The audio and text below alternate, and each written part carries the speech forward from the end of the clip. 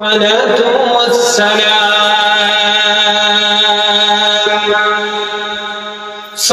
الله مولانا العظيم وصدق رسوله النبي الكريم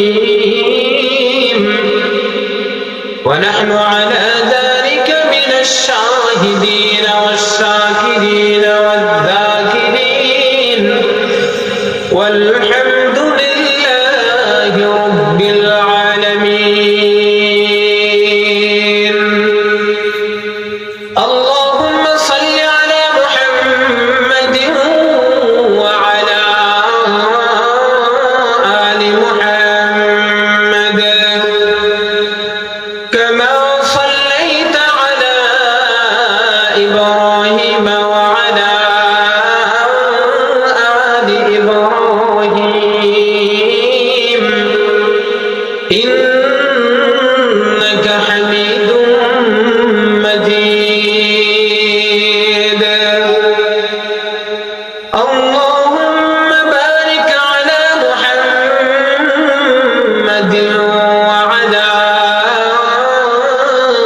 آل محمد كما باركت على إبراهيم وعلى آل إبراهيم إنك حميد مجيد. الحمد لله মহান রব্বুল আলামিনের দরবারে অসংখ্য শুকরিয়া যে রব্বুল আলামিন আপনাকে আমাকে আজকের এই মুহূর্ত পর্যন্ত সুস্থ এবং সবল রেখে দুনিয়ার সমস্ত ঝামেলা থেকে ফারিগ হয়ে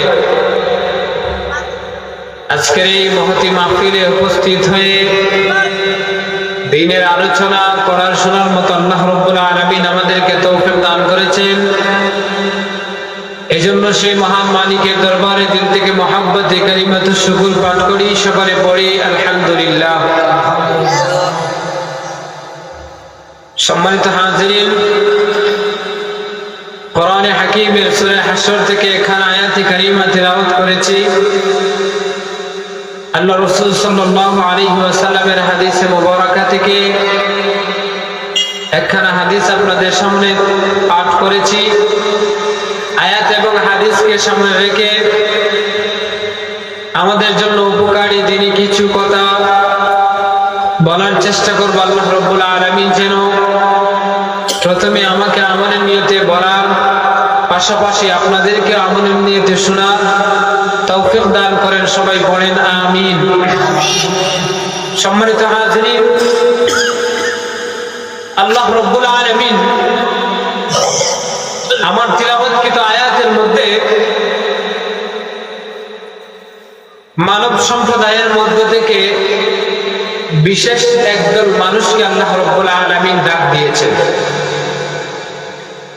এই দুনিয়ার মধ্যে আমরা যত সমস্ত মাখলুকাত দেখতে পাই সবগুলাই আল্লাহ রাব্বুল আলামিনের সৃষ্টি। মানুষেরা আল্লাহ তাআলার সৃষ্টি। এই মানুষের মধ্যে কিছু মানুষ আছে যারা আল্লাহ তাআলার খুব কাছে, আর কিছু মানুষ যারা আল্লাহ তাআলার অনেক দূরে, যেমন মুসলিম সম্প্রদায় যারা আছে, যারা আল্লাহ তাআলাকে আল্লাহ হিসেবে মানে না, তারাও তো আল্লাহ তাআলার সৃষ্টি, নাকি আল্লাহর সৃষ্টি না? সবাই আল্লাহর সৃষ্টি। আল্লাহ রাব্বুল আলামিন আমার এই তিলাওয়াতকৃত আয়াতে কারিমার মধ্যে মানুষ সমূহের মধ্য থেকে আল্লাহ তাআলার কাছের বান্দা যারা, কাছের মানুষ যারা, তাদেরকে উদ্দেশ্য করে আল্লাহ রাব্বুল আলামিন এই আয়াতে কারিমার মধ্যে কিছু নসিহত করেছেন।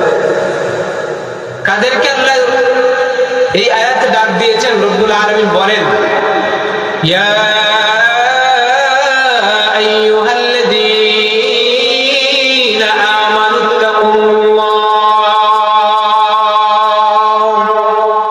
আল্লাহ রাব্বুল আলামিন শুরুতে ঈমানদার যারা আল্লাহ তাআলার উপর বিশ্বাস স্থাপন করে এই সমস্ত বিশ্বাসী মুমিন বান্দা-বান্দীদেরকে আল্লাহ রাব্বুল আলামিন ডাক দিয়েছেন। ঈমানদারদেরকে আল্লাহ রাব্বুল আলামিন ডাক দিয়েছেন। এখন ঈমানদার কাকে বলে, ঈমানদার কারা, এই জিনিসটা আমাদের জানার দরকার আছে না ভাই? সম্মানিত হাজিরিন, মুফাসসিরিন হযরতগণ লিখেন, যেই রূপটার মধ্যে তিনটা জিনিস পাওয়া যাবে, এই তিনটা জিনিসের সমন্বয় পেলেই তাকে বলা হবে সে ঈমানদার। এর মধ্যে প্রথম নাম্বার হলো তাসদীকুম বিল জিনান, ইকরারুম বিল লিসান ওয়া আমালুম বিল আরকান। প্রথম নম্বরে হলো ইকরারুম বিল লিসান, জবানের মাধ্যমে স্বীকারোক্তি দেওয়া। কিসের স্বীকারোক্তি দেওয়া? আন তাশহাদা আল্লা ইলাহা ইল্লাল্লাহ ওয়া আন্না মুহাম্মাদান আবদুহু ওয়া রাসূলুহু।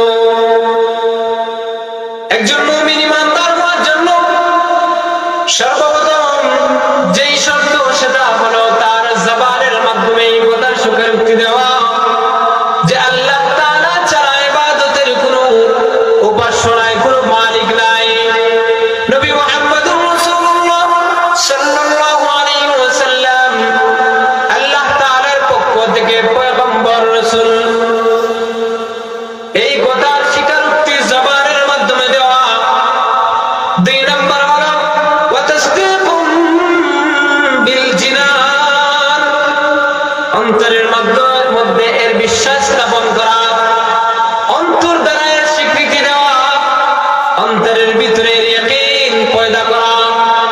কারণ দুনিয়ার মধ্যে আপনি মুসলমান বলেন, হিন্দু বলেন, যে কোনো সম্প্রদায়ের মানুষ বলেন, সবাইকে যদি জিজ্ঞেস করেন, একজন হিন্দুকেও যদি জিজ্ঞেস করেন, দাদা কালিমাটা একটু পড়েন না, তখন দেখবেন আমাদের মধ্যে অনেক হিন্দু এরকম আছে যারা মুসলমানদের অনেকের চাইতে শুদ্ধভাবে তারা কালিমায়ে তাইয়্যিবা পাঠ করতে পারে কি পারে না? তাকে কি মুসলমান ধরা যাবে? মুসলমান ধরা যাবে না। কারণ সে জবান দ্বারা শুধু কালিমা পড়লেই মুসলমান হয়ে যায় না, ঈমানদার হয়ে যায় না, বরং এই যে কালিমার মধ্যে যেই কথাগুলো এসেছে এই কথাটা তার দিলের মধ্যে স্থাপন করা, দিলের মধ্যে ইয়াকিন পয়দা করা। এই জন্য উলামায়ে কেরাম বলেন, একজন মুমিন মুসলমান হওয়ার জন্য, একজন ঈমানদার হওয়ার জন্য তার যেই রকম ভাবে জবান দ্বারা এই কথার স্বীকারোক্তি দেওয়া যায় আল্লাহ ছাড়া কোনো উপাসনার মালিক নেই। নবী মুহাম্মদুর রাসূলুল্লাহ সাল্লাল্লাহু আলাইহি ওয়াসাল্লাম আল্লাহ তাআলার পক্ষ থেকে প্রেরিত পয়গম্বর, ঠিক তদ্রূপভাবে দিলের ভিতরে ইয়াকিন বসানো। এজন্য উলামা হযরতগণ বলেন ওয়া তাসদীকুম বিল জিনান, এই দুইটা জিনিসের সমন্বয় যখন একজন মানুষের ভিতরে পাওয়া যাবে, তৃতীয় নম্বর আরেকটা জিনিস তার মধ্যে থাকতে হবে, সেটা হলো ওয়া আমালুম বিল আরকান। ইসলামের যে বুনিয়াদগুলো আছে, ইসলামের যে রুকনগুলো আছে, আরকানগুলো আছে, এই আরকানগুলোর উপর আপনার আমার আমল বাস্তবায়ন থাকতে হবে। যদি আপনি আমি জবানের মাধ্যমে কালিমা পাঠ করলাম, দিলের ভিতরে ইয়াকিন বসাইলাম, কিন্তু দেখা গেল যে মুসলমানের যে মুসলমানিত্বের যে কার্যাবলী যেগুলো আছে, ঈমানদার হিসাবে আল্লাহ তাআলার কাছে সাব্যস্ত হওয়ার জন্য আল্লাহ তাআলার যে সমস্ত বিধিবিধান আছে এইগুলা যদি আপনি আমি না মানি, তবে কিন্তু পরিপূর্ণ ঈমানদার ধরা যাবে না। এই জন্য এই তিনটা জিনিস আমাদের মধ্যে থাকতে হবে। নাম্বার 1 ইকরারুম বিল লিসান, জবানের মাধ্যমে এই যে স্বীকারোক্তি দেওয়া। 2 নম্বর হলো ওয়া তাসদীকুম বিল জিনান, এরপরে আপনার অন্তরের ভিতরে এই কথার বিশ্বাস স্থাপন করা, এই কথার ইয়াকিন বসানো। আর 3 নম্বর ওয়া আমালুম বিল আরকান, পাশাপাশি আপনার আমলও থাকতে হবে, আমলও থাকতে হবে। আজকে তো শুধু আমরা নামে মুসলমান, কিন্তু আমাদের কাজ এই যে অমুসলিম যারা, এদের মতো আমাদের কালচার। আমরা মুসলমান, অমুসলিম যে এরকম ভাবে আযানের সময় হলে মসজিদের মাইক থেকে আযান শুনলে তারা যে এরকম ভাবে মসজিদের পাশ কেটে চলে যায়, এইরকম আমাদের মুসলমানদের অবস্থা এমন হয়েছে, আমরা মুসলমান নিজেদেরকে দাবি করি, আমরা নিজেদেরকে ইমানদার বলে দাবি করি, আমাদের কান পর্যন্ত মসজিদের মাইক থেকে আজানের ধ্বনি আমাদের কান পর্যন্ত পৌঁছায়, কিন্তু দেখা যায় অমুসলিমদের মতো আমরাও মসজিদের পাশ কেটে আমরা হেঁটে চলে যাই, কিন্তু নামাজের প্রতি, নামাজ আদায় করার জন্য আমাদের কি হয় না, মন চায় না। এরকম মুসলমান আমাদের সমাজে আছে না নাই? এরকম এভেলেবেল পাওয়া যায়। এইগুলা হচ্ছে নামদার মুসলমান, এরা হচ্ছে নামদার মুসলমান, নামদার ইমানদার, শুধু মুখেই, শুধু লেবাসের মধ্যেই শুধু কি আছে, মুসলমানিত্ব আছে, কিন্তু তার কর্মের মধ্যে এই জিনিসটার বাস্তবায়ন পাওয়া যায় না।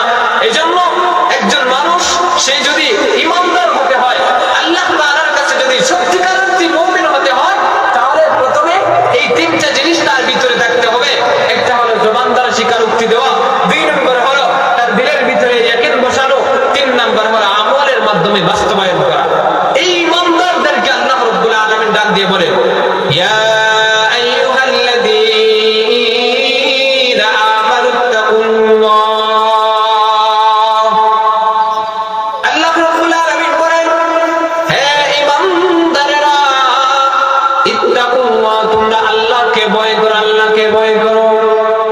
আল্লাহ রাব্বুল আলামিন শুধুমাত্র যে এই আয়াতে কারিমার মধ্যেই যে তাকে ভয় করার কথা বলেছেন এমন নয়, বরং কোরআনে কারীমের বহু আয়াতের মধ্যে আল্লাহ রাব্বুল আলামিন তাকে ভয় করার জন্য, আল্লাহকে ভয় করার কথা ইমানদারদেরকে বলেছেন।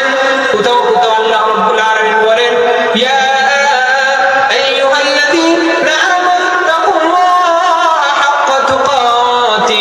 আবার কোথাও কোথাও আল্লাহ রাব্বুল আলামিন বলেছেন, ইয়া আইয়ুহাল্লাযীনা আমানুত্তাকুল্লাহ। এই ইত্তাকুল্লাহ, আল্লাহকে ভয় করার কথা কোরআনে কারীমের বিভিন্ন জায়গার মধ্যে আল্লাহ রাব্বুল আলামিন বলেছেন।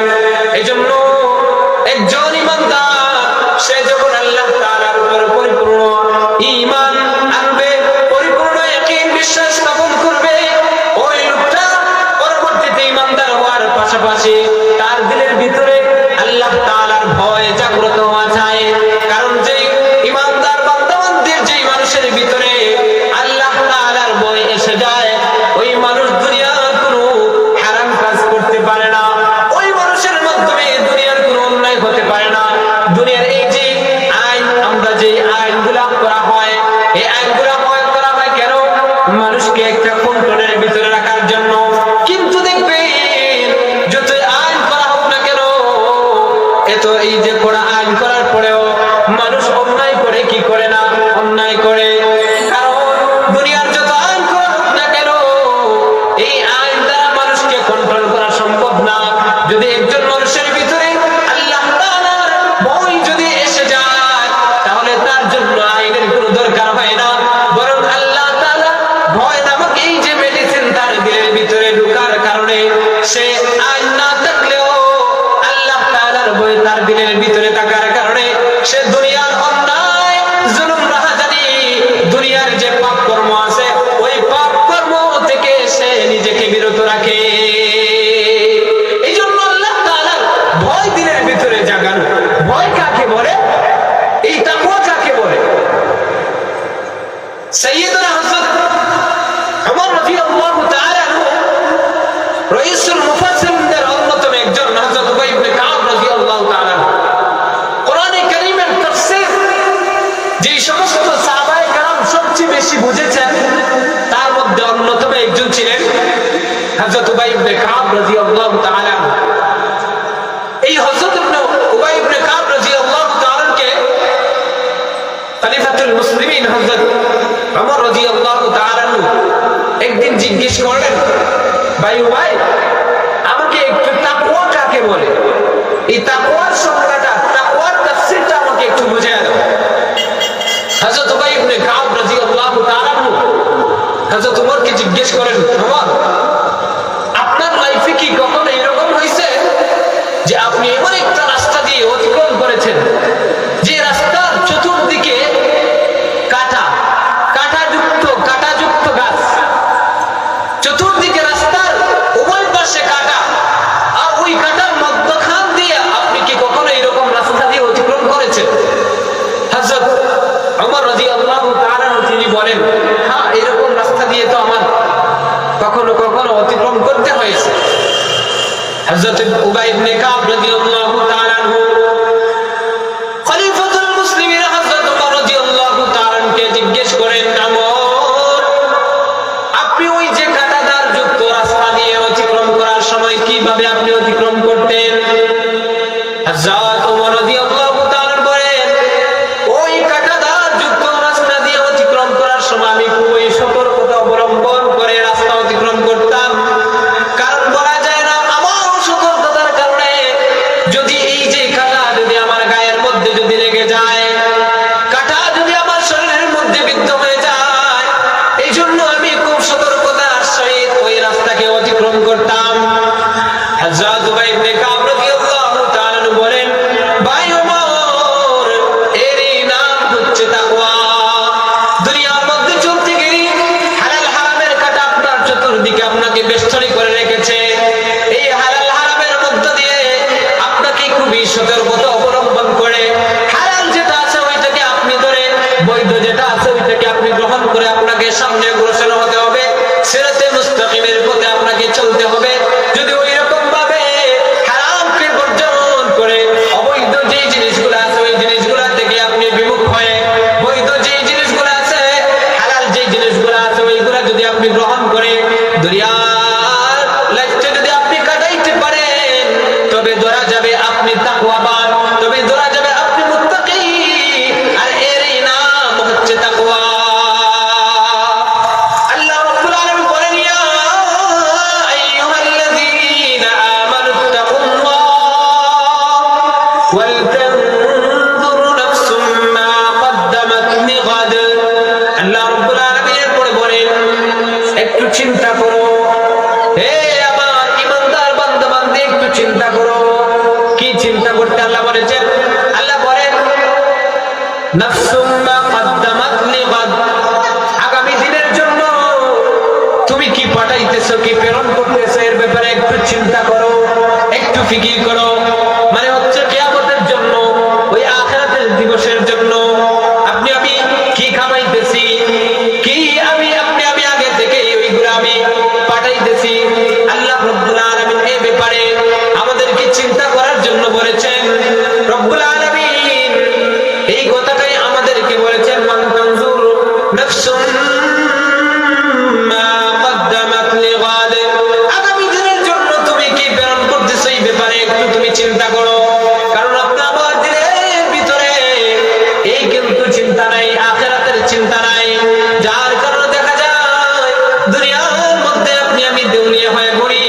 দুনিয়া অর্জনের জন্য হালাল হারামের তওয়াক্কুফ করিয়া কোনটা হালাল কোনটা হারাম এই জিনিসটা আমি বাছ বিচার করি না। কারণ আপনার আমার দিলের ভিতরে আখিরাতের ফিকির নাই। যদি আখিরাতের ফিকির থাকতো তাহলে অন্যায় ভাবে আমি মানুষের উপর জুলুম করতাম না, অন্যায় ভাবে আমি অন্যায় কাজ যেগুলো আছে এইগুলার সাথে আমি জড়িত থাকতাম না, আমি মানুষের উপর জুলুম করতাম না, আমি হারাম খাইতাম না। আজকে তো আমাদের দিলের ভিতরে ওই যে আখিরাতের ফিকির না থাকার কারণে আপনি আমি অনায়াসে আমি মানুষের উপর জুলুম করি, আপনি আমি অনায়াসে হারামের মধ্যে লিপ্ত থাকি। এজন্য আল্লাহ বলেন, একটু ফিকির করো, একটু চিন্তা করো, আগামী দিনের জন্য, কিয়ামতের দিবসের জন্য তুমি কি পাঠাইতেছো একটু চিন্তা করো। সম্মানিত হাজিরিন, আল্লাহ রাব্বুল আলামিন বলেন, ইন্নাল্লাহা খাবীরুম বিমা তা'মালুন। এই আমার বান্দা-বান্দী, দুনিয়ার মধ্যে তুমি যাই করো এই ব্যাপারে যদি কেউ না জানে তাহলে একজন জানেন, তিনি কে? আল্লাহ। আল্লাহ রাব্বুল আলামিন জানেন। আজকে আমি মানুষের চোখের আড়ালে গুনাহ করি, আজকে আমি শীতের সময়ে কম্বলের নিচে ঢুকে মুঠোফোনের সাহায্যে, মোবাইল ফোনের সাহায্যে আমি অন্যায় করে, আমি গুনাহের কাজ করি। হয়তো আপনি ভাবতেছেন যে কেউ দেখতেছে না, আমার মা দেখতেছে না, আমার বাবা দেখতেছে না, আমার আত্মীয় স্বজন দেখতেছে না, কিন্তু দেখতেছেন একজন, তিনি হচ্ছেন আপনার আমার রব আল্লাহ। আল্লাহ তাআলা আপনাকে আমাকে সতর্ক করে বলেন, ইন্নাল্লাহা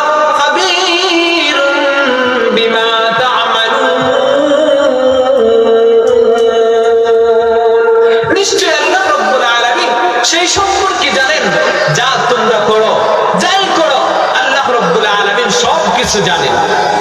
এই জন্য আপনার আমার সবকিছু যেহেতু আল্লাহ রাব্বুল আলামিনের চোখের সামনে, প্রকৃতি চোখের সামনে, এজন্য আপনি আমি যাই করি না কেন, দুনিয়ার কোনো মানুষ না দেখলেও দেখেন একজন, তিনি কে? আল্লাহ রাব্বুল আলামিন। এজন্য দোস্ত, প্রথমেই আমাদেরকে ঈমানদার হতে হবে, পাশাপাশি আল্লাহ তাআলার ভয় আমাদের দিলের ভিতরে ঢুকাইতে হবে, পাশাপাশি আমাদের এই চিন্তাটা করতে হবে যে আমি আগামী দিনের জন্য, কিয়ামতের জন্য, আখিরাতের জন্য আমি কি কামাইতেছি, এই ফিকিরটা আমাদের দিলের ভিতরে থাকতে হবে। আল্লাহ রাব্বুল আলামিন যেন আমাদের সবাইকে আমল করার তৌফিক দান করেন। ওয়া আখিরু দাওয়ানা আনিল হামদুলিল্লাহি রাব্বিল আলামিন। আলহামদুলিল্লাহ।